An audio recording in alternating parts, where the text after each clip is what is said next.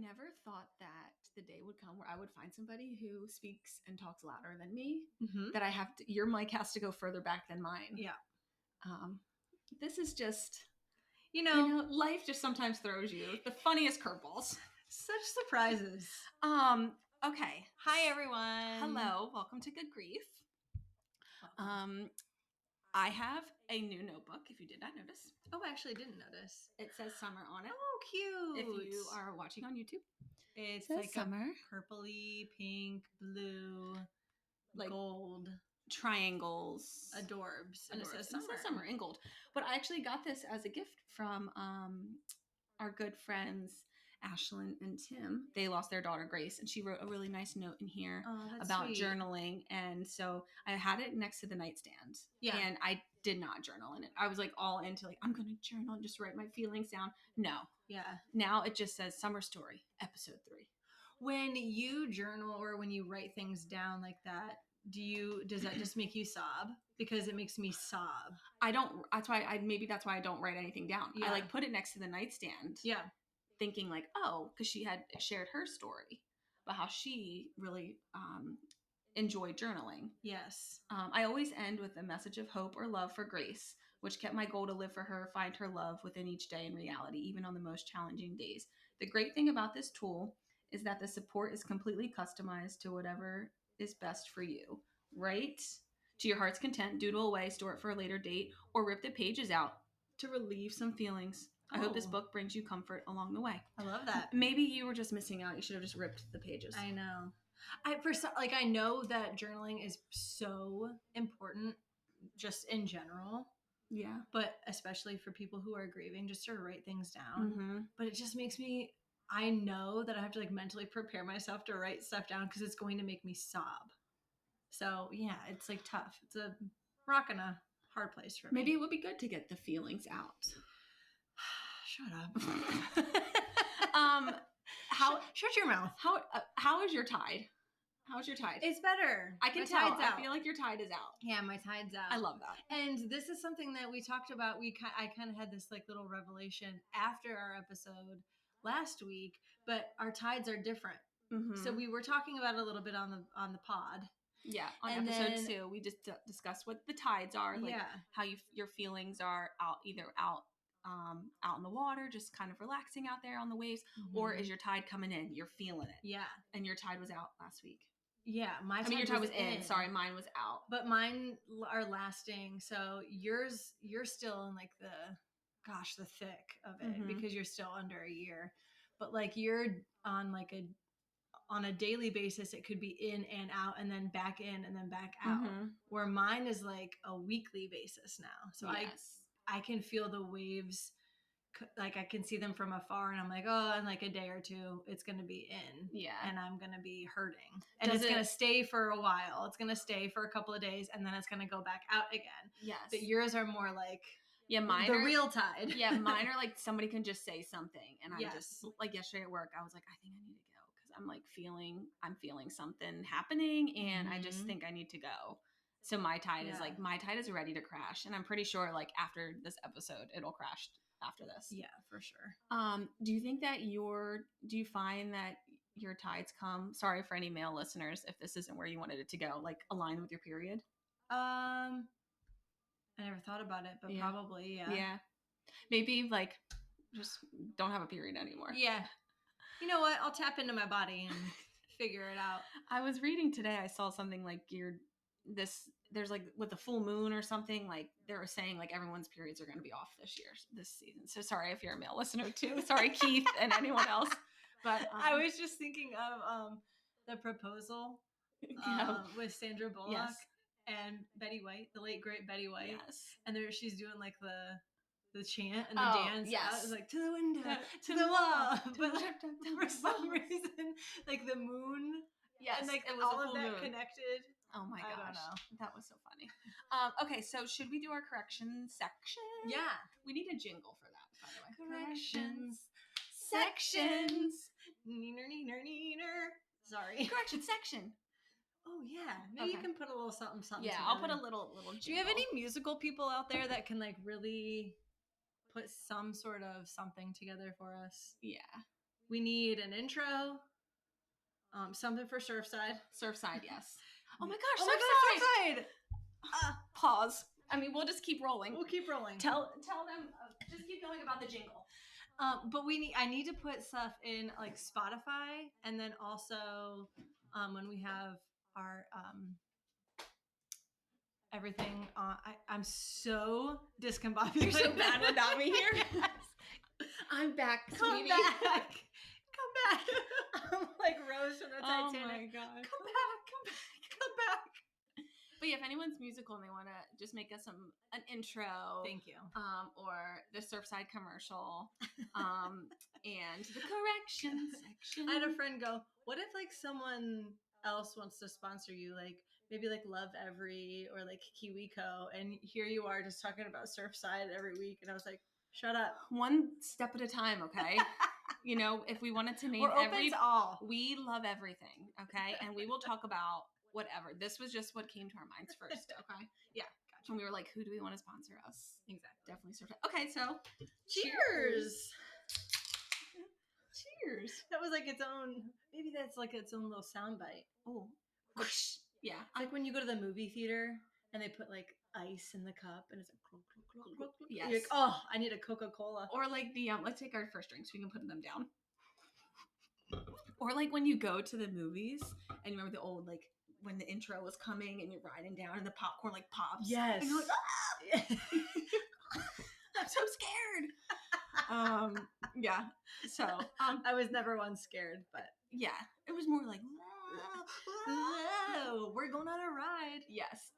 Okay, so tell me, I have some corrections in my section. I don't have any specific corrections, but I do want to make like a little note saying like, I hope people, last week's episode was a big one, like a toughie to hear. Yeah. But we had a lot of people that were like, thank you so much. Like, this was awesome just to know like what can help and what doesn't. I think people were really open to what didn't help, which was super nice. Yes.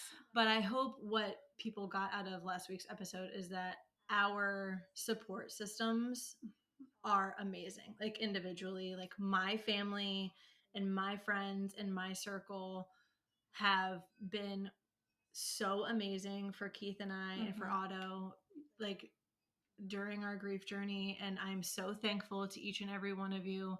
And I hope that was evident. Like, I'm so grateful to you guys. I wouldn't have made it through this grief journey, those first couple of months, without my family and my friends. And I just want to thank you guys so much. And I know like our friend circle kind of like combine at a point. And so like a lot of your family, I consider my family too.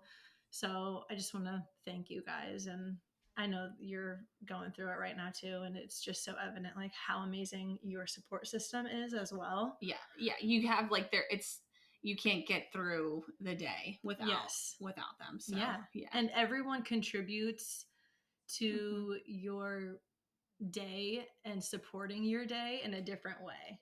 I was talking to my sister-in-law Brittany actually last week, and I was like, we were just having a chat, and she said everyone like supports you differently, and like that's so awesome because where one person lacks, another person like picks up. And I was like, that's such a good way to put it, because I go to different people for different things at all times. So that support has just been amazing. So thank you to all my friends and all my family. I love you all.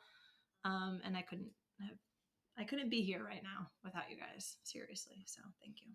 That's very nice of you to say. I think it's just like it's unspoken rule. Yeah, I feel like I don't need to say that, but I didn't touch on it. And I was like, you know what? I should have mentioned like how much I love them and how much I do feel supported by them. Yes.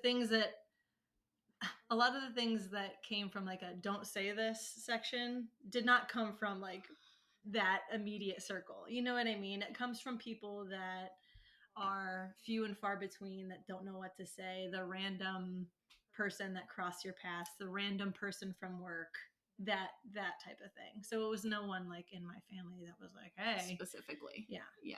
I think also a lot of people had reached out and were like, I how eye-opening that it really is and was to just kind of hear us talk about those questions and what other people's experiences were. I mean, I feel like we definitely those wind chimes. Oh, should I take those down? No, it's fine. They're fine. Okay, sorry if you hear the wind chimes. But I think specifically, like, we all were guilty of saying these things at one time or another. Yes. And it's always just nice to have a fresh in their mind.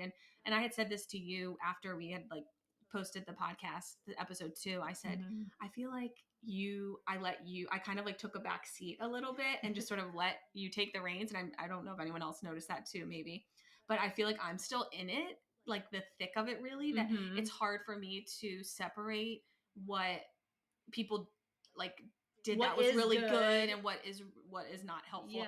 And I think that's you're still deciding what is good. Yes, like I'm not getting bad. A lot of people coming up to me asking me questions like, you know, how many kids do you have, or like I'm not getting those yet.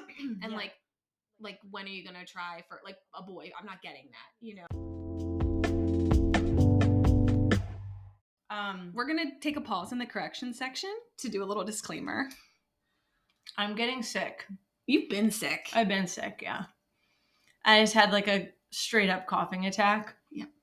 We're going to edit it really nicely so you have no idea. Yeah, so Evie might look different here because then the ring light decided to like not fall, but like the phone decided to come off. And so here we are. Yeah, we're figuring it out. And I apologize for my coughing fit. Just don't let it happen again. Okay? I won't. I knew you were going to say that.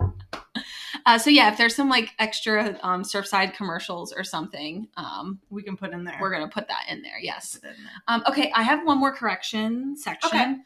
Okay. It is regarding the Good Samaritan law that I had spoken about with Sam. I had a weird feeling that you were gonna have a correction on this. Okay, because you were unsure. Yeah, I was. It is called the Good Samaritan law, but it's actually for every human being on planet Earth.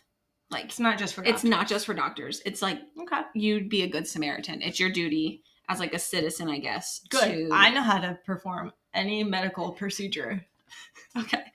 So I'm a good person to have I don't around. think they like are saying like in an actual like hospital facility to perform a procedure, but I think it's more like on the streets if something were to happen to somebody. If someone needs me to like take this pen apart and like put it into your neck so you can breathe. Honestly, yes. Like whatever you need to do if the person is struggling. So it's a Good Samaritan law. It's for everybody. Well, I've seen that done on movies a million times, so I know that I can do that. Okay. Perfect. Love that. I didn't know that though. No, I didn't either. Also, do you know, I keep seeing this on my TikTok. What is a Roman Empire? Do you know about this? Yeah. What does it mean? What is the Roman Empire? When everyone's like, our Roman Empire, what does that mean? Okay, so there was this TikTok that was trending that this girl was asking her husband, like, how often do you think of the Roman Empire? And is that a TV show or the actual Roman Empire? No, the actual Roman Empire. Okay. And he was like, I don't know, like 2 times a week. Excuse me. And she was like, what? And just like... Oh, okay. So it just was like something viral off something else. Okay. That was something I was like, oh, ask Kristen that on the podcast. Okay, so yes, that's the Roman Empire. Oh, okay. I did not know what a Roman Empire was. So when people say, like, what's your Roman Empire? It's like, what do you think about twice a week? Have you thought about yours? Yeah, what was I think? Oh, actually, a girl that I used to go to high school with, her name is Chelsea. Hey, Chelsea. If she's even listening to this. I'm sure she is. She posted something on Instagram, and it was like, I still think about how U2 put that their album on my iPhone. Oh, you too? And I think about that monthly. Like, because it will come up on my iTunes. And you still have it on there? I just deleted it. Oh, okay. Because I was like, that is my Roman Empire. Because I think about how mad I am that YouTube. I did not want that album on my phone. So it's something that you think about regularly that's like odd. Like, yes. Or that you're just, I don't know. Someone on TikTok said, for women, it's probably like, I hope I don't get raped in the Target parking lot today. Oh, that's a shame, but really true. But really true. Yeah, that is. Okay, I'll have to think about my Roman Empire. Yeah. It's probably the Britney Spears making the video of I'm not a girl, not yet a woman. Or is Britney Spears actually Britney Spears? That is not even a Roman Empire. That is just a constant thought that lives in my brain. Yeah, it's just... It's not. I wonder how she's doing right now. Yeah. I hope she's okay. I hope she's okay. We love you, Brittany. We love you, Brittany. Yeah. Okay. I just noticed what you do with your hands. Yeah. And that should be illegal. And I'm going to cut that out. No, I'm kidding. I just said one of her dances. Yeah, one of her she did. Yeah. If you're not watching on YouTube. If you're not watching, yeah, sorry. Okay. But I do want to know about your allergy test because I've been waiting to hear about this. Okay. So let me flash back a little bit to when I got stung at my dad's house earlier this summer. I got stung by something on my hand and I was like, ah, and then didn't realize it. I thought I had strep throat coming along. I was in like anaphylactic shock or whatever. Yeah. My throat started closing up and I was like, oh, it's probably just strep throat. So I like lived with it, was taking Benadryl at night anyways, just to take Benadryl to help me sleep after summer. And then after a week, I was like, I can't swallow. So I went to the urgent care and they tested me for strep and it was negative right away. So then I can't believe you went a week doing this. I know. I'm like, but the Benadryl at night was what was stopping it. Because when you have a shot, when you're like going into it, like it was the perfect thing to take. It really was. It really was. So anyways, she started me on, she was like, all right, you're negative for strep. What do you have going on? And I was like, I can't swallow. And she was like, okay, like what happened? I was like, it all started when I got stung by like a bee or something. She was like, okay, you're probably allergic. Concerning, you need to go. And she put me on a steroid and right away it stopped. Like I felt better. So now we're trying to figure out what I'm allergic to. But lovely. I'm getting that test done next week. But the insect test, they scratch your back because they've tested me for like honeybees, wasps, hornets. They can do that through blood and I was negative. They scratch your back with insects? I don't know if they scratch, they call it like the scratch test or they inject me with like insects, like saliva. They're going to start injecting me because I was negative to like the main 5. I mean, yeah, I was negative to like the 5 most common. Okay. So I'm getting that done next week. But this week they did an allergy test just to like test to see if I was like allergic to anything. Because I did say like I get seasonal allergies. I get sinus infections a lot. I am allergic to everything. Oh, gosh. I sent you the pictures. Yeah, your arm was... My arm was lit up and it itched so bad. And I was like, oh my gosh. And the guy's like, wow, you're allergic to a lot. And I was like, I didn't know I was allergic to anything. I just thought, whatever. So apparently I'm allergic to cats. Have a cat. Allergic to dogs. Have one of those too. Oh, you're allergic to dogs too? Yes. Oh my gosh. I'm allergic to horses. Don't have one of those, but I do. I was going to get you one for your birthday. Please don't. But I do have an EpiPen now. So, I'm allergic to grass, like maple trees, willow trees. And like, I had a feeling I was allergic to cats because every time my cat jumps on me, my eyes itch and I'm like, ugh. But it's just very subtle. But I do think that, like having the, I think maybe just being not immune to it, but like our immune systems are kind of like built up living here. Like I naturally build up an immunity. I don't know if that works. Maybe to cats and dogs. And I don't know. I think you've just been living a hellish life and not feeling your best ever because you've got this dog and a cat. Yep. So that's what I'm allergic to. But I wasn't allergic to any molds, which was great. But there's no mold in the house here that we were aware of. So yeah, they were like saying they could put me on some like allergy shots. I don't know. I haven't done the research on them. So, but wow. Yeah. So that's what I have going on. My allergy test. And somebody said I waited all week to hear about this. Yes. By the way. Yeah. And somebody said I was what am I allergic to all these animals? I'm like the worst vegan ever. Yeah. Like, right. Yeah. But I'm not really looking forward to the insect shots in the back. No. They're going to be, they're not going to feel really nice. They're not going to feel good. And then I have to figure out what I'm allergic to. So they're just going to keep injecting me with every bug. Ugh. It's disgusting.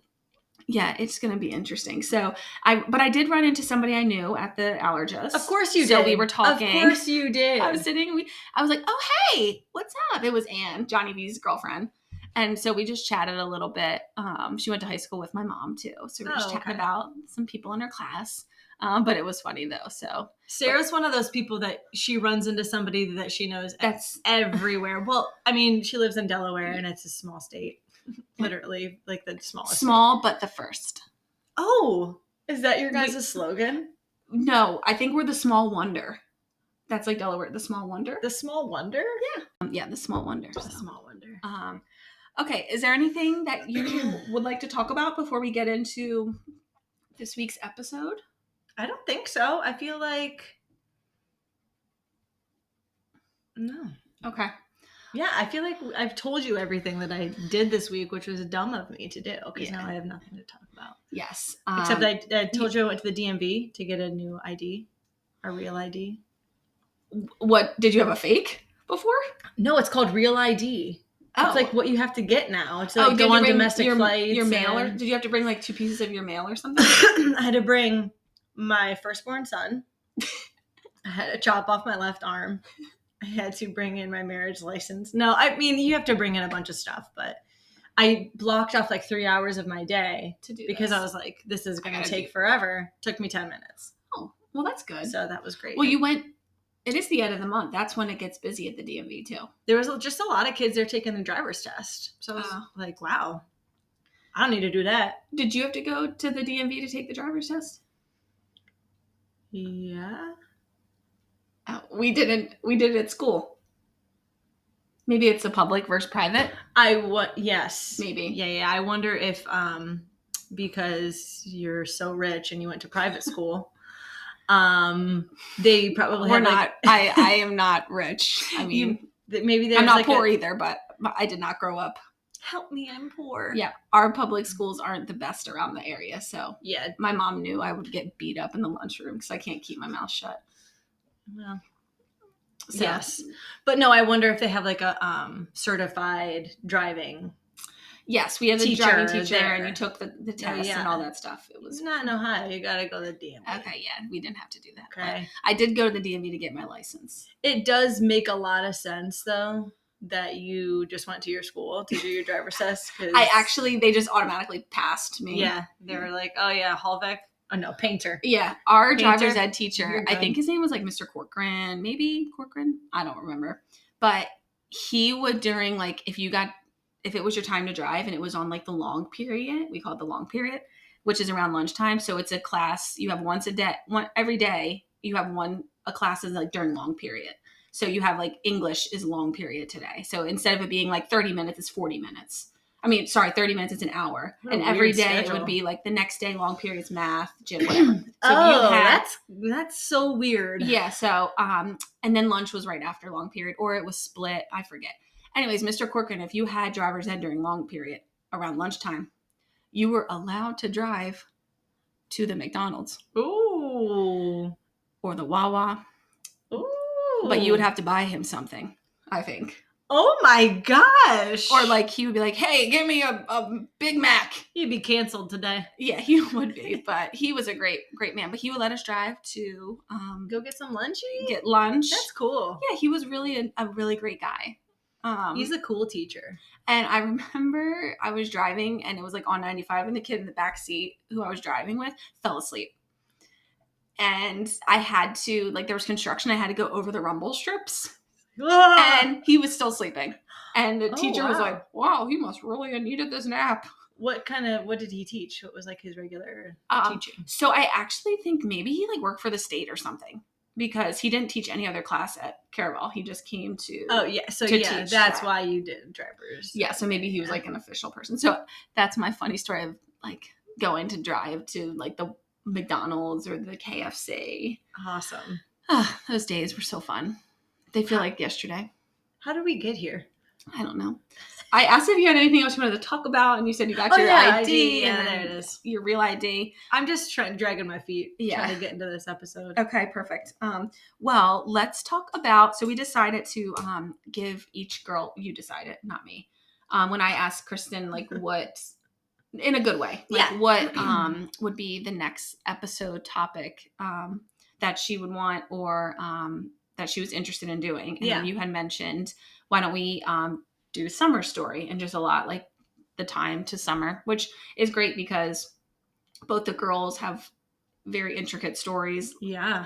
And I think, do we just want to like concentrate on the like pregnancy into the birth? Because I think NICU, everything would be a different episode. I'm assuming. So. Yeah, we can do that. Okay. Yeah, I think so. Okay. So I feel like even like leading up to for sure. The moments of that, even that day, I could spend a whole episode on of that. So I think it's important to note with Summer that like whatever I felt, whatever could have been done, the end result would have always been the same. Like she always was gonna die. So if she would have died like in utero, if she would have died like out, like she was always gonna die. So I think that's always important for me, just to reiterate to myself in my head that there's like nothing that I could have done to save her. Which I know is opposite with August.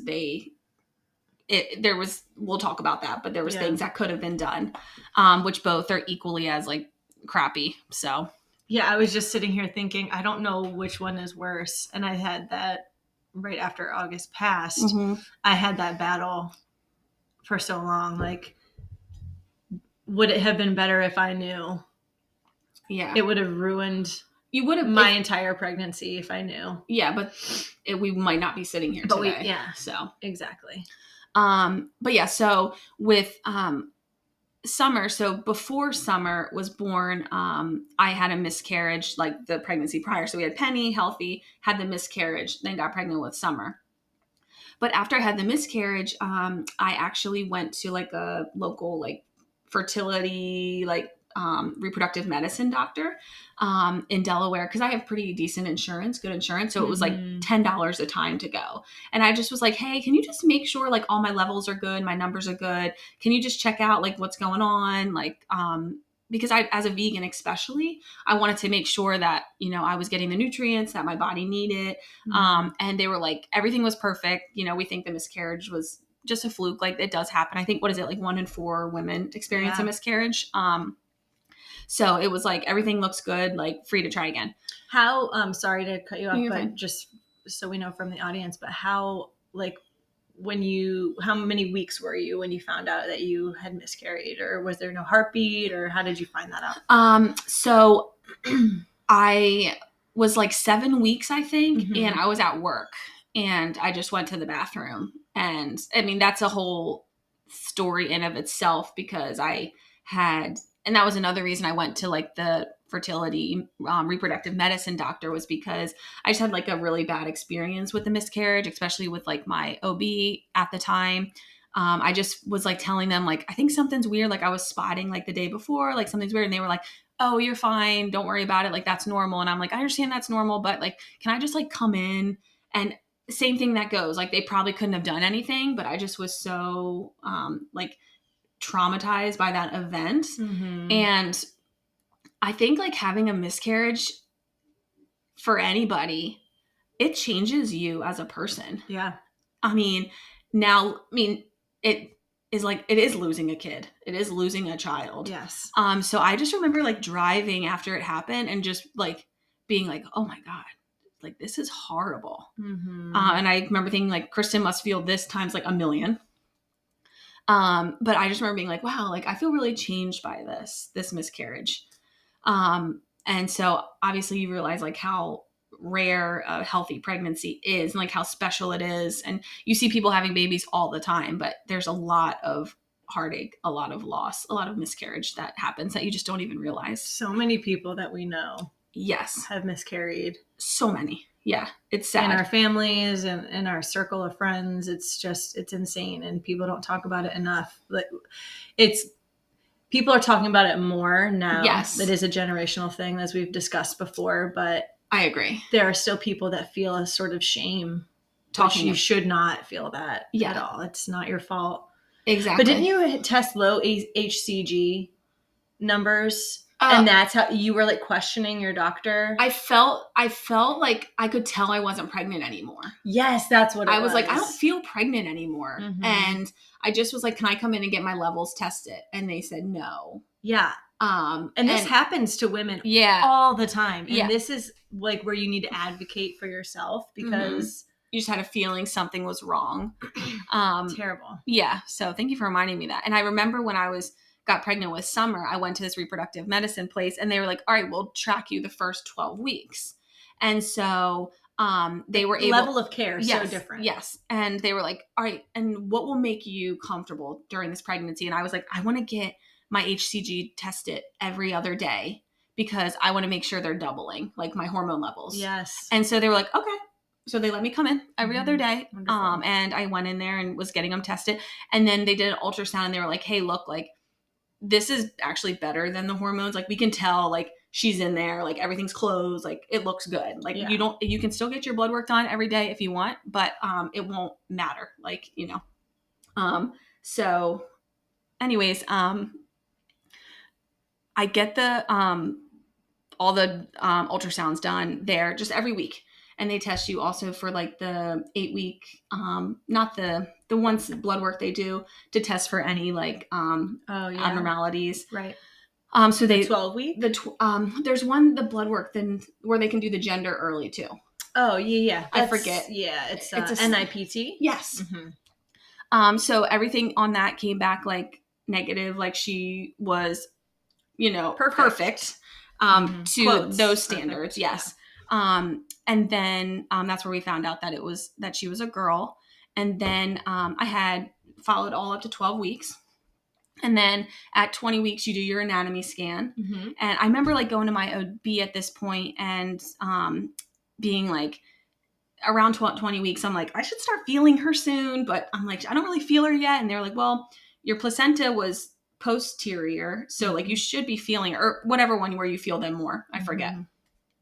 And so she's like, probably soon, you know. So when we did the 20-week scan, like everything was great. There was no issues. Like, I don't know if looking back or like if I would watch it, like if I would think she looks different because she didn't look different, but her joints were stiff. But at 20 weeks, they're so like jittery anyways. So then at 32 weeks, I had my scan, like my insurance covered another ultrasound. So at 32 weeks, I had another scan and everything looked good. Penny was tiny. So like you, like Penny, like not like you, but like August, because August was 6'4". 6'4". Yeah. So Penny was 6'7", my first. So I'm like, you know what? I have tiny kids anyway. So like, I didn't think anything of it. So at 32 weeks, she was measuring like a 30-weeker, which is normal. They say within 2 weeks. So if you're 32 weeks, if they're 30 to 34, like that's normal. So then I had that 32-week ultrasound. And then I noticed like around 34 weeks, when Summer was born, she measured a 34-week baby. Like weight wise and like her head circumference, like everything measured 34 weeks. And she was born at 38 weeks. 38 weeks. Okay. Thank you for reminding them that because our viewers don't know that. Yeah. So at 34 weeks, I'm like, oh, like I wasn't like, I started like maintaining my weight. Like I wasn't gaining. And then I honestly felt like I was going into labor at any moment. She went from not moving really at all to constantly moving. She was constantly moving, and I would text you, I think, and like text my friends and be like, I think I'm going into labor, because it was constant like kicking. And looking back at it now, and that's where like I think it's important for you as like if you are pregnant or just in general, like with your health, is like trusting your instinct of what you feel and reminding again, there's no different outcome that could have happened. Yeah. With this.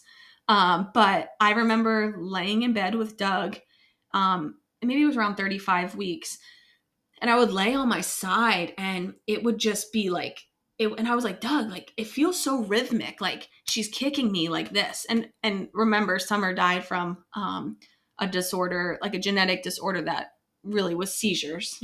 So she ended up, I didn't know this, but I didn't know this at the time, but she was having seizures in utero and I didn't know it. So she would be doing rhythmic and I would lay on my side and I could feel the banging on like from the bed on the bed, like her arm, like with my belly. And I'd be like, Doug, she like, this feels so weird. Like it felt so different than Penny. And if I didn't have Penny, I might have thought it was normal, you know, to feel this. But I'm like, oh, like this feels so weird. So it was very like rhythmic. And how long would that last? Would it last for like short periods, or would it be consistent? It would be like an hour of like constant moving. Wow. And like it just felt, and also it would be down like on her feet because she was, and when she came out of the womb, and I'll talk about this in a little bit, when she came out of the womb, like she was doing those exact motions. I said, Doug, look what she's doing. Like that's exactly how I described her in the womb. Like she was doing those like jittery motions. That was around 35 weeks. So after, when you get to 36 weeks, you start going to your OB every week for like a follow-up. And just before you get into that, like at this point, from an outsider's perspective, right around like your 34, 35 week, I remember like saying to you, and you should never say this to anyone, by the way, but I had to because we're close friends. I was like, you look really small. Yeah. I remember saying, okay, you don't look anywhere near someone who's about to have a baby in a couple of weeks. Yes. And I always remember telling that to Doug too. I'd be like, Doug, people are saying how thin, like how I don't look like I'm 8 months pregnant. And it wasn't in a mean way. No, it was like, we're concerned. Yes. And I remember being like, that scares me a lot because is something wrong? And, as what any good partner should do in life is encouraging. And, we've done all the tests. We've done ultrasounds. Like this baby is fine. There's nothing to worry about. Like, you just are tiny.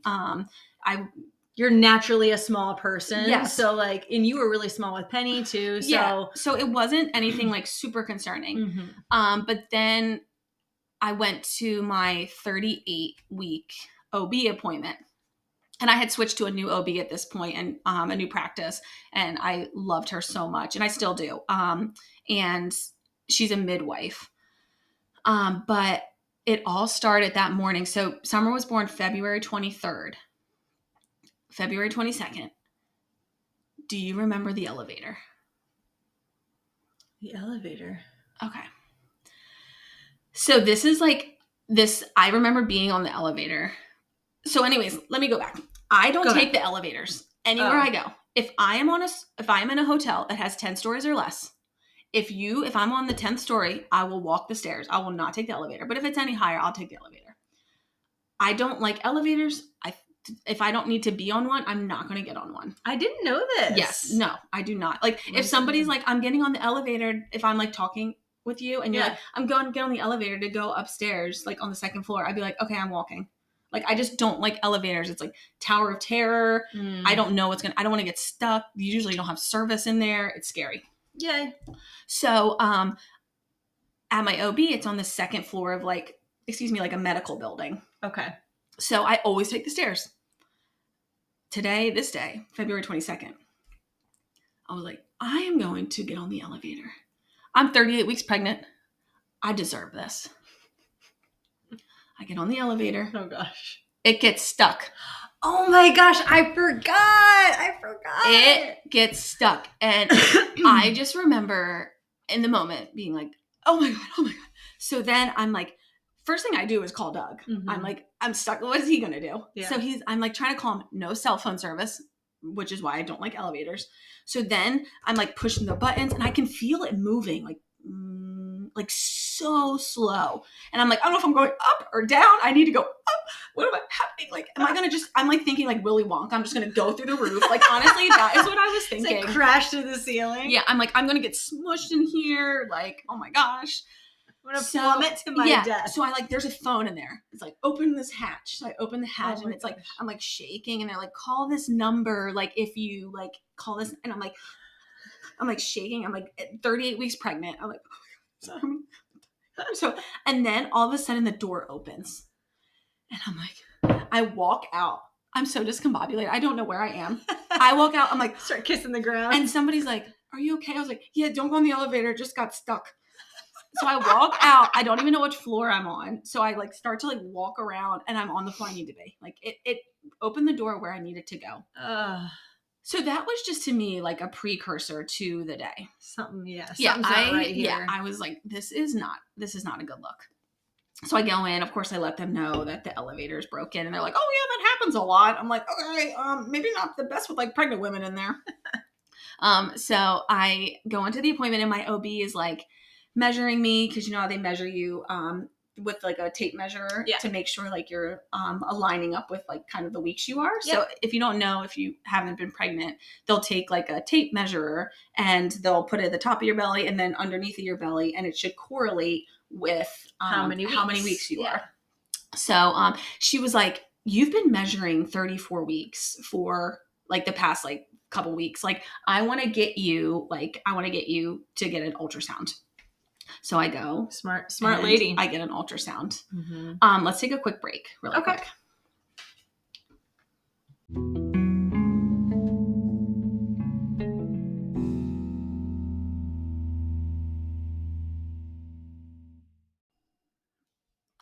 Welcome back. Welcome back from our break. That was so great and very weird during the break. Yes. Very weird. I said, let's take a break. My phone starts ringing. And it says Nemours, which is the hospital that both our girls were at. So I'm like, let me answer it. I don't really have anything going on at Nemours, but let me just answer it.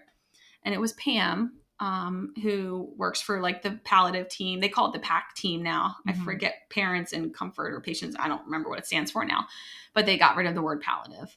But she works for the palliative team, and she was the chaplain. So she would come in every day. And just, she knew that we weren't very religious, but she would always come in and ask, like, she was like, you know, would you welcome me in here to like, and I was like, whatever miracle, like, please pray over her, whatever, could possibly help her. Like we could use anything that you will provide for us. So she ended up becoming just a friend, and they're so great, so sweet, and just so compassionate. She is a vegan.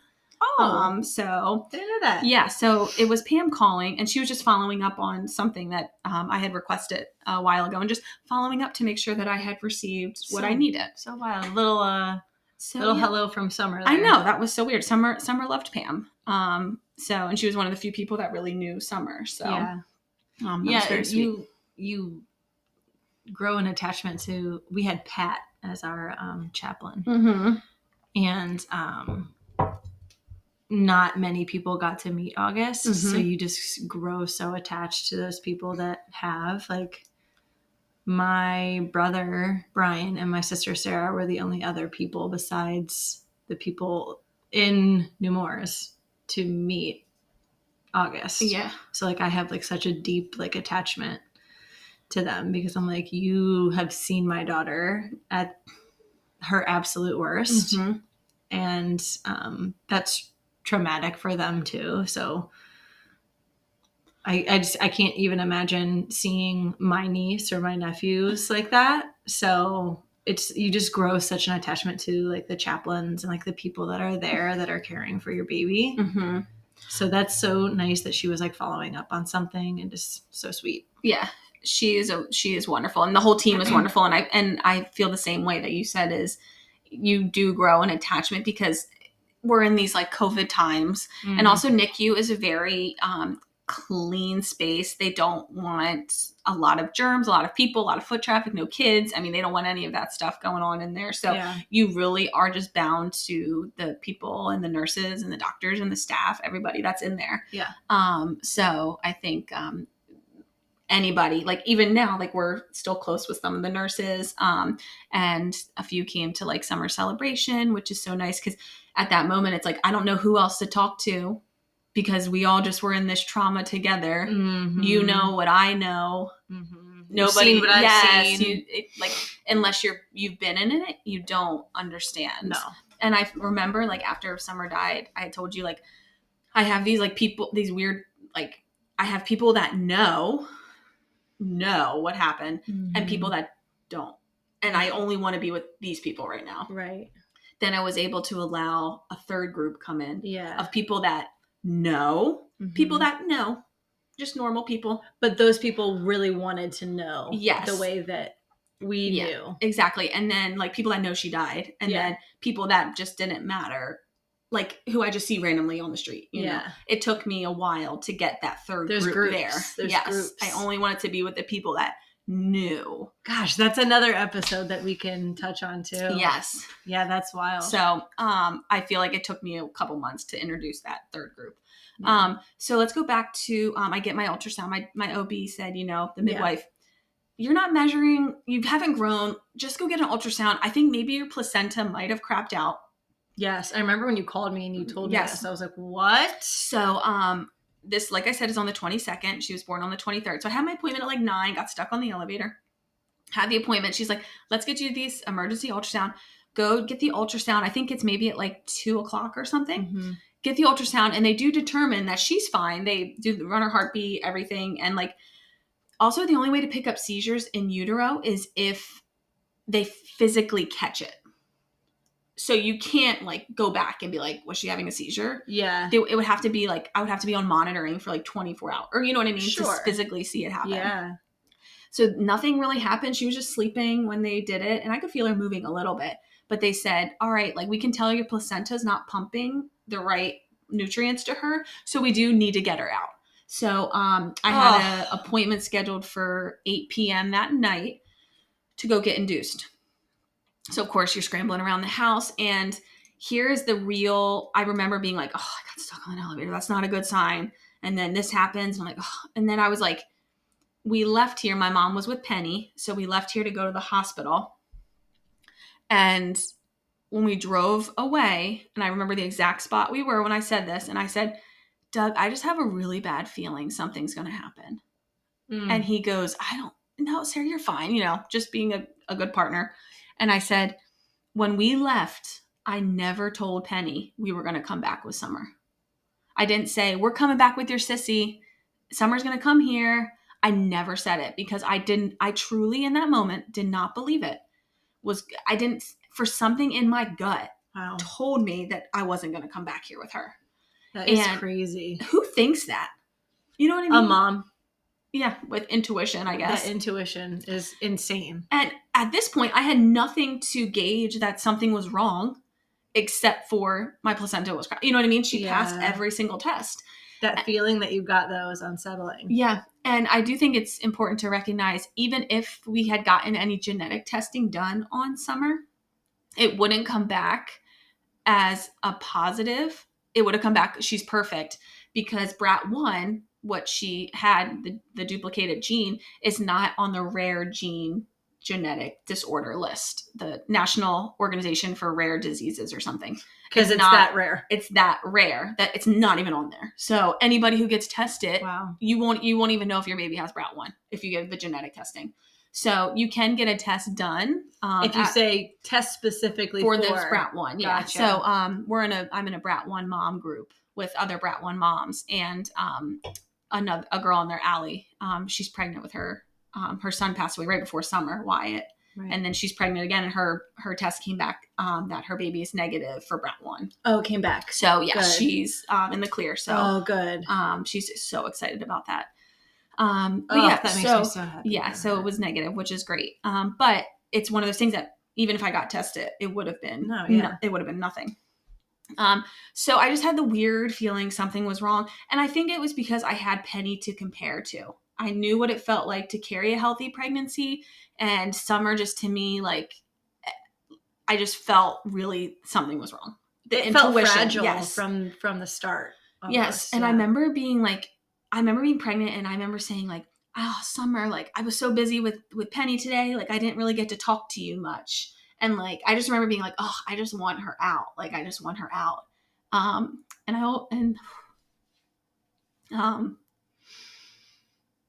I feel like I wish the pregnancy away because I'm like, oh, I don't want to be pregnant anymore.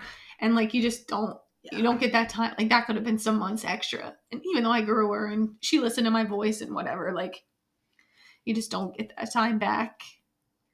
Like it's just time that I didn't know to appreciate it. Exactly. Yeah. Like she was 5 weeks earth side. I still had the 38 weeks growing her with her, but like it's still, it's crazy. Yeah, it doesn't feel like hindsight. It doesn't feel like enough.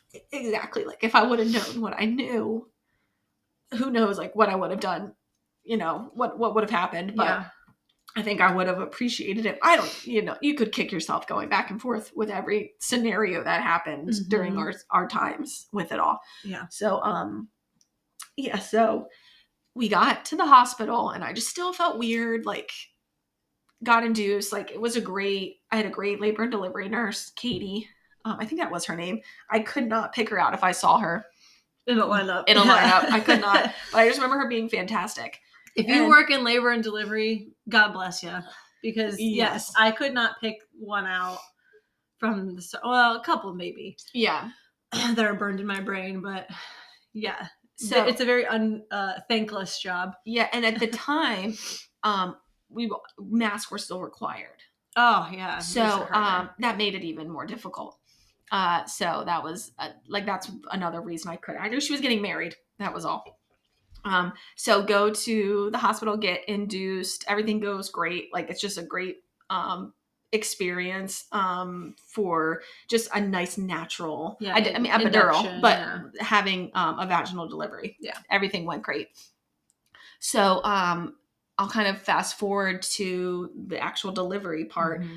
She was born, I think, at 11:56 in the morning on the 23rd of February. So I'm like sitting there and they're like, oh, you're like 6 centimeters. And I'm like, oh, okay. So we're just talking to Katie, the nurse, and I'm like laying on my side. One of the midwives came in and was like, hey, how did you lay when you were pregnant? Like when you were pregnant and like, not I was still pregnant, but how did you lay like when you were at home, just relaxing in your bed? Mm-hmm. And I'd be like, on my side. And she was like, all right, lay on your side and just relax there for a little. So they gave me like a peanut, put it between my legs. So we're talking to Katie and I was like, Doug and her like chatting and I'm like, I said, I think I have to go number 2. And you knew. And I'm like, this feels different. I'm like, hey, I have to go number 2, I think. And I think I might be having a baby. Yeah. Because that's what they tell you. Yeah. And she's like, are you sure? And I'm like, yeah. And so she looks. Yeah, I know this feeling. And I was like, I'm holding this in. I'm holding this baby in. And she's like, okay. She is pushed, like they have their little cell phones where they ping. Yeah. They're like pinging the doctor.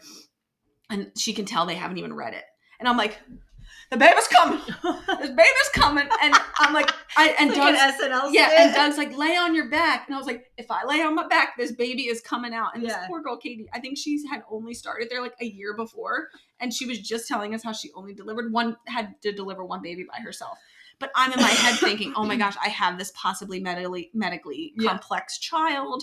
Like, I don't know what's going to happen. Like, ugh. So I'm like, Katie, and I could see her face getting red. She's turning on the lights. She's getting it ready, pulling the start. Yeah. She's getting everything prepping. And then she goes, I can tell they read the message. And I was like, okay. I said, Katie, I have faith in you. You can do this by yourself if you really need to, but I would like to have someone else in here. And she's like, leave it to you to like amp her up while you're trying to hold a baby in. Exactly. Like, and so Doug's like, lay on your back. I'm like, I can't. So anyways, she's like, I see them down the hall. They're running. They're coming. So they come in and she just fell out. I think it was like 2 pushes because she was 4 pounds, 7 ounces. She's tiny. So she was a little tiny thing. So when they pulled her out, all her levels were like fine. Like oxygen, heartbeat, like everything was perfect. So they pulled her out and they said, you just want her to be above 4 pounds, 9 ounces. Because if she's below, she has to go to the NICU. Just for test monitoring. Yes. To make sure. So I'm like, oh, fingers crossed. So she comes out and immediately she's like so stiff. Like I can't, and I'm like, oh, you were really trapped in there. But I just felt it. Like I just knew. I'm like, so I'm just like talking to her and trying to like comfort her. And you can just see her like eyes. And she kept closing her eyes and I would put my hands over her eyes and she would open them. Yeah. Like she was so light sensitive. And I'd be like, oh man, like, and I'd be like, can you guys turn this like overhead light off? Like after they were done stitching me up when it was just me and her. And I was like, do you mind closing it? She won't open her eyes. And they're like, yeah, some babies don't like the light. And of course, that's what they always say. Babies don't like, whatever they like can to comfort you in that moment. Yes. And looking forward like to Summer's life. I mean, she always was light sensitive. Like we always kept the lights off and the volume down because she always had, they called them contractures where like she would jolt. And like anytime her brain was stimulated, it would cause her in return to like jolt. Yes. Not have seizures, but it was like they call it the contracture. And so I would always like, oh, the light. And so even when she was a little baby, I would put my hands. So I think even this photo, like I look at her. I know she's awake, but it just must have been a good day, I guess. But her eyes are open, but she didn't really open her eyes much because of the light. But you could hold her, and I would hold her and just put my hand over her, and she would open her eyes up. Mm-hmm. So the lights were like off. So then I'm trying to like put her on like my breast to like nurse a little and see what she does. Mm-hmm. And she can't even turn her head. She's just so stiff. Like, and her hands are just like this. And I didn't see her legs at this point, but her legs were like wrapped around each other. Crazy. Like a yoga pose. Exactly. Almost. Yes. Yeah. They were like wrapped around each other. So she was so tight. They couldn't even lay her on the table when they were weighing her. They couldn't get her to stretch out. You know, they stretch them out to do toe to foot to see how tall they are. They couldn't even do it. So like they called in like the pediatric doctors to come in and like stretch her out. And she didn't cry. That was another thing. She did not cry. Mm-hmm. And I'd be like, she's not crying. Like, what's wrong? She's not crying. And they're like, oh, she's fine. Some babies don't cry. And I'm like, well, I want my baby to cry. Can you do something so she cries? Yes. And I know you have a similar thing too, like with Crew, mm-hmm. When he was born, like crying. He wailed and I said, you let it out. Yes. You cry, baby. You cry? Yes. I don't care if you cry for 5 hours, you cry. Yeah. So I was like, I just want my baby to cry. Mm-hmm. And she didn't. And she wasn't making any like noises really at all. And she didn't cry like her whole life. It was like when she was pissed, you knew because she could furrow her brow and like and all that, but she didn't make any actual physical, like just maybe like or whatever, because they poked them so much that she knew. Like you knew when she didn't want to be poked. Yeah, she was well aware. Yeah, so I always like was like, I just want her to cry. So I'm holding her and I could just tell something's off. Like she can't get comfy. It's not like that squishy baby feeling that you just like can like butter. Just wrap up. No, Summer was not like that. So I had my time with her, and then I think Doug might have taken her they put her on the bed and did the measurements, like something's wrong. So I was like, yeah, like I said, Doug, what she looks like on there and her jolting like is exactly what I thought was like wrong with her. Mm-hmm. Like I described it to a T what her actions were. So they come over to me and like the pediatric team, like the neonatologist team, and they're like, is there anything that you did? Like, did you take any medicine? Like, I don't know if they're thinking maybe like I was on drugs. I don't, they're start asking me like, is there anything that happened in your pregnancy? Oh, that would have made me so mad. They weren't accusing me of doing anything, but they're just trying to rule out some things. Yes. And I was like, I had the flu. And they put me on Tamiflu, but everybody said it was safe. My OB told me I could take it. Yeah. And they were like no, a Tamiflu did not cause this. And then I don't believe this is related or whatever, but like I didn't get the COVID vaccine because I was nervous that if I got pregnant, something would happen. Mm-hmm. So I'm glad that I did it because I think that I probably would have blamed the vaccine on this.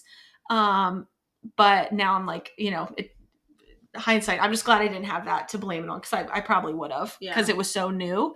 So they start asking me like questions about that. And I'm just like, there's nothing.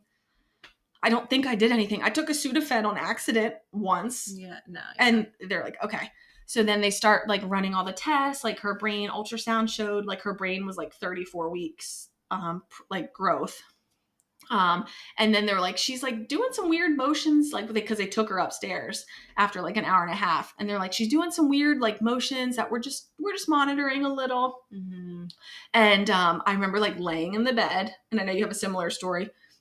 You inspired me because I remember you doing this with August, but you, well, no, you didn't have a C-section, but still you were like a VBAC. Mm-hmm. So I remember like laying in bed and like I'm like I just want to go up there because I don't know what's wrong with her. No, like I don't just want to go. They're like relax. She's in good hands. Yeah, you're like, oh, okay. Yeah. She's not in my arms. Exactly, so I'm not relax. They wouldn't let Doug go up there yet because they were just running all the tests, like getting her hooked up to wires and monitors, blah blah blah. And I mean, I just pushed her out like 90 minutes ago. So then they take her upstairs. The neonatologist come check in saying they're running tests. And so like they're like, all right, just relax here. We'll come back and we have to make sure, you have to pee. You have to do all these things before you can leave to go. So I do all the things that I need to do. And then my nurse goes, all right, I'm going to go to lunch. And I go, okay. So then I'm just sitting there like, you could hear a pin drop. Mm-hmm. And Doug's sitting there and I go, all right, I'm leaving. I start taking all my shit off. Yeah. Like, I got dressed, took my gown off. I had an epidural, so I'm like a little numb, but I'm like, I think my feet are coming back, Doug. I put my feet down and I push the call button and I go, hi, Sarah Holbeck. I'm leaving to go see my baby. She's in the NICU. And they go, okay, your nurse will be right in. And Katie comes back and she's like, okay. She's like, I just came back from lunch. She's like, I will personally wheel you up there. Yeah. But you had to go I had to check into my postpartum room first. Mm-hmm. So I'm like, okay. So I literally was like, this is the last thing. I almost took it out of my arm. Yeah. Get this IV out of me. Yeah. So I go upstairs, have to check into the postpartum room. And then I think it ended up being like 6:00 by the time I got up there. And she was born at noon. Yeah. So by the time like everything happened, it was like 6:00. So there's videos of me like holding her for like the first time. And you could just see her in this little like incubator. And she's like, everything was fine, like her levels and stuff. Yeah. But you could all just the tell. major things that like keep you at ease. Like, oh, her heart looks good. Her brain activity looks good. Oh, this looks good. You're like, okay, great. So then you're just trying to, at this point, like, you're just trying to figure out I think at this point I was grieving my life. Yeah. Because I'm like, this kid has got some issues and I'll do whatever I have to do. Mm-hmm. Excuse me. I'll do whatever I have to do, but this is going to be a life. It's going to be a crazy life. It's going to turn everything upside down. Yes. And just because I thought maybe she had some, she might not be able to walk. You just think all the crazy things. Yeah. But at this point, I'm like, okay, she's here. Let's get her hooked up to get her like the fluid she needs, any like food, whatever. So we're in the NICU. And this is kind of where I'll stop the story, but I'll start it kind of like a little intro to a future episode to the first seizure. Yeah. So we're running all the tests. Everything's coming back. Well, I think it was day 3. My mom and I are at the hospital. It's a weekend. I think it's Sunday. And it's early morning. It's like 6:37. So like night shift is turning into day shift. So they're overlapping nurses. Mm-hmm. So I'm holding Summer and my mom's like just watching. And she's like, something's wrong. And I'm like, oh, okay. She's like, that looked like a seizure. Like she looked like a seizure. But I didn't know what Who was supposed to know exactly. What a seizure looks like in a newborn. Yeah. Who's already twitching and so figuring out the world around them. Yeah. So I'm like, go get a nurse, Mom. Like, go grab the nurse. Yeah. So she runs and grabs a nurse and we put her in the bay. I don't forget the word they call it. Incubator? Yeah, and it wasn't even an incubator. I think I said that, but I forget what word they call it because she wasn't in an incubator because she was fine. She was perfect. Yeah. So they put her in the on the little thing, and they get the nurse, and the nurse comes in, and she said, "Oh, that's just hiccups." Oh, your mom. And my mom was like, "Your mom. These aren't hiccups. Yeah, these are not hiccups. Oh, good."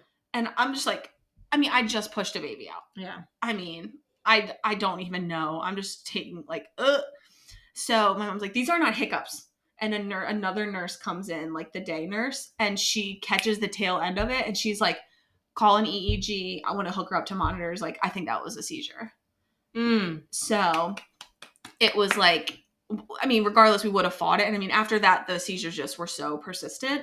But I mean, we caught them on video. Like we started recording them. I mean, we just had documents of them happening. So then when they hooked her up to the monitors, like they could tell that there was like seizure activity. So then they started her on the seizure meds. Mm-hmm.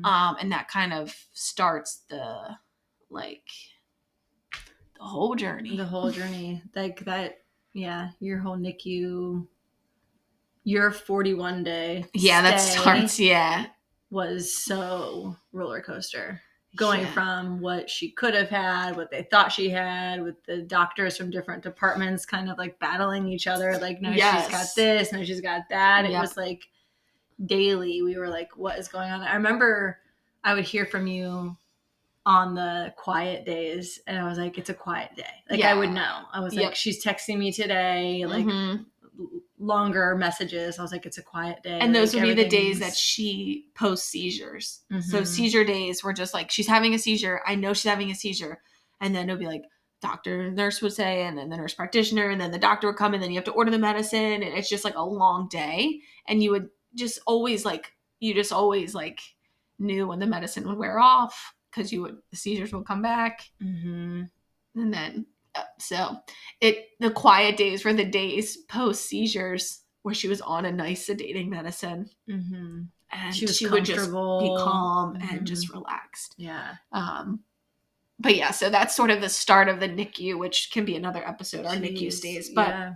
I think the real like kicker here is like I said, the end result would have always been the same. Mhm. But I think trusting your gut, that if something just feels wrong or feels different or weird, trust that you're right and you're not crazy in your Yeah. head. I do think a lot of our friends and family, and poor neighbor Jamie across the Yeah. street, they have a little PTSD from both of our stories as well. So I feel like their intuition might be skewed a little Yes. bit when it comes to their Yeah. pregnancies, because they're like, well, if Yeah. this ultrasound can be missed, or if this diagnosis can be missed, and blah, blah, blah. It's like, well, let me just test. But usually your mother's intuition is so right that it's like kind of freaky. Mm-hmm. But just advocate for yourself if you think that something is wrong, because there's no dollar amount of money that I wouldn't pay to double and triple check everything that I possibly could to make sure that everything was fine. Yeah. So one extra ultrasound, pay the money. Mm-hmm. Another blood test, pay the money. Mm-hmm. Tack that onto your insurance, baby, Yep. because you're gonna go And through I know your you did that deductible with, anyway. I know you did that with Crew. I You did. You had scans once a month, I I think, had right? a full anatomy scan every month. Yep. And even though, and we'll get into this in another episode, I knew in my heart that Crew was just fine. I was settled in my pregnancy with him. Yeah. At the beginning, I was a little worried, but then once I passed like the 12-week mark and the NIPT test came back, I was like, he's good. But you didn't have that feeling with August. No. Which we'll talk about the next episode. But I knew that August was with Crew this entire way. I was like, he has his own personal guardian angel, and he's going to be fine. But I still got all the scans just because I was like, I don't care. Yeah. I will. You can ask for whatever you want at that point. I did, yeah. And they're not going to say yes or no. You know my philosophy. No one can say no to you. No one can say no to me. Yeah, that does happen. It does. Yeah, so I think that's like where our stories are so similar, where we both had that intuition for it all. And I know there's probably pieces of the story that I missed, but I think that's the gist of the birthing story, like the pregnancy with the birthing story. So can I just say, I mean, like 2 pushes and she was out. Thank you. You did it. I just thought it was a poop. So it's so that was nice and easy. That's what we all think. Yes. So it wasn't too crazy, but but it's a traumatizing time that definitely continue to work through. Yeah, and that's a huge part, is the trauma. Remember I sent you that. Oh yeah. Thing. Yeah, and that they're separate, right? Trauma is like a physical, or was it? It's just like grieving and trauma are 2 totally different journeys. Yes. And if you are grieving, say you lose a grandparent who was really sick. That isn't as that shouldn't have so much trauma attached to it because you're preparing yourself. Mm-hmm. You know what I mean? Your whole life. While it's terrible, you know, losing a grandparent, losing someone who's been battling something for a long time, you're prepared for it. When a death comes out of nowhere, and the things that you've been through, especially after you've just had a baby and your hormones are crazy and you've gone through this, I mean, your instincts are just like, you're about to burst. You're about to spontaneously combust. The trauma that is involved with all of that, that's its own journey, separate from the grief. So the trauma you can get over and you can work through. The grief, you cannot. Mm-hmm. You have to grow with the grief. Wow. You cannot get over, or you can get over the trauma. That's really an impactful way to think about it. Yeah. Yeah, it's insane. And it's helpful. There's a light at the end of the tunnel. I think the trauma I'm working through it. I just remember being terrible after. But let's take a quick break. Yeah, we'll take a quick break. And we'll say bye. Yes. All right.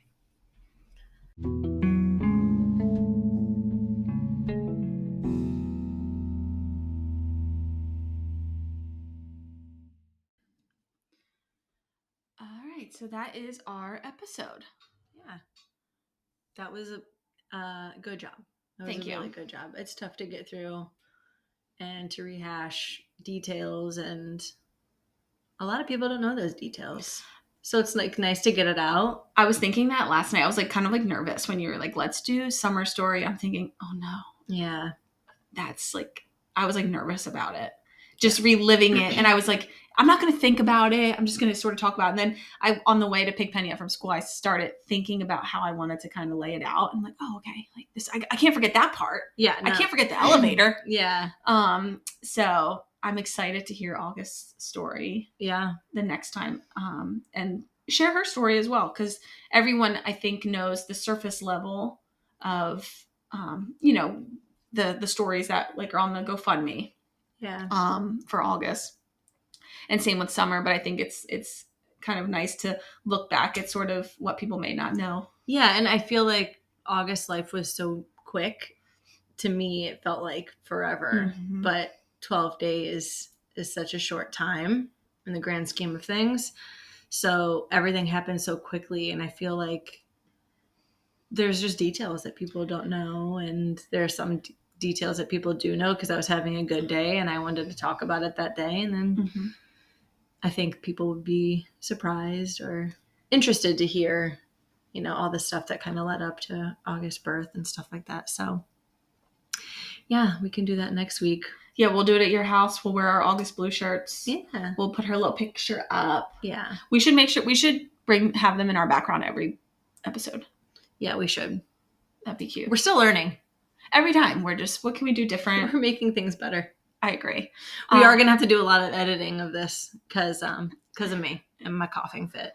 That's okay. And I'm sorry. And well, you did good at the end though. Like, yeah, I held it together. I was talking, I think, majority of it. Yes. It worked out perfect. It worked out perfect. I will be better next week. You need to do like Celine Dion does. Don't talk all week. Oh, Keith will love that. So then Keith just has to talk to the kids all day. Yeah. Otto will be like, Mommy, why aren't you talking? Shh. You'll be like, I'm Celine Dion. He'll be like, are you the Little Mermaid? Yeah. Lost her voice. Because of a man. And the sea witch. Oh, Ursula. Anyway. Okay, well, give me a hug. Oh my gosh, I love you. Love you. Great job on her story. Yes, and thank you. Thank you all for listening. If you have anything if any more questions for Sarah, please let us know.